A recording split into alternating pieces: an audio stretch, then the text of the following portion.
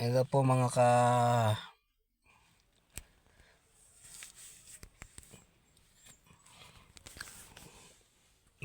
Baldorado TV. Meron po kaming kasamaan dito na isang na caregiver na ang anak ay inatake ng asthma. At nasa ICU ngayon. Siya po ay wala nang pulso nung dating sa ni-revive po ng mga doktor nabuhay po. Pero nasa ICU pa rin siya. Hindi po malaman kung mabubuhay pa o hindi. Dito po ang kanilang bahay. Hinatid ko po kasi ako po yung driver na aming amo. Ito po, yan po Gigi. Siya po si Gigi. Ito po yung motor ng anak niya. Yan.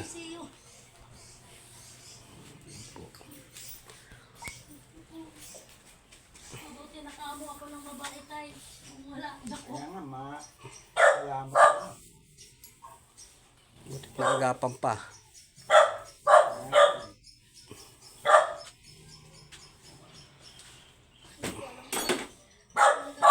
Alam mo ha? Nalang ko siya ng pera. Pera, yan na. Siguro bumili siya. O ito. O. Bumili siya nito. Ayan. Hindi na kaya talaga. May laman niya tayo. Hindi na kaya. Ano pa kahapon ang pagdasigabi, nagbibiro pa kami. Hanggang alas 7 ko nung gabi rito kagabi. Anak ko po yung Tapos nung malaman ko kanina alas 7 rin ng umaga na dinala na pala ng ospital. Hinatid ko yung anak ko sa Marawoy. Nasa lubong ko yung naghatid sa kanya. Munti pa nga akong banggain. Oh. Pag mamadali. Emergency kasi yun pala siya sakay Pero sabi daw ni Ryan daw parang umalis daw si Janjan. Umalis nga kahapon yun. Saan pumunta? Ewan kung saan siya, nakamotor Oh. Tapos pagbalik dito, nagkukwentuhan pa kami dyan, nanonood siya. Oh. Ayun na, yun lang, di, ngayon, nung umaga naman, nabalita ko na, pabalik na ako dito, pinagpagpian ako, nasa lubong ko, sakay-sakay ng kotse, munti pa ako na bangga. Sino? Ang kotse rito, yung tapat nyo, gawa yun na nagatid sa kanya. Yan ang bahay ko dito, Rodel. Ang hirap dito. Ang dami mong gamit, no? Oo, yun o. Yung mga restaurant yan. Gamit sa restaurant niya. Ang hirap talaga tayo. Nakulitos siya tayo, kumatos. Kumatos siya. Sana makarecover.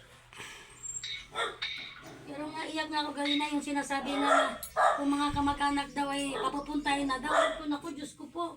Tapos nag-declare siya na Huwag nung mga papuntay. Hindi ba papunta yung nag-declare siya na CT scan ang si Janjan kasi daw hindi daw nagigising. Baka daw mayroon daw pumutok sa utak. May pumutok nga araw, sabi nung nandiyan sa tapat, mayroon daw pumutok sa hindi na gumagana yung utak niya. Oo. Sabi.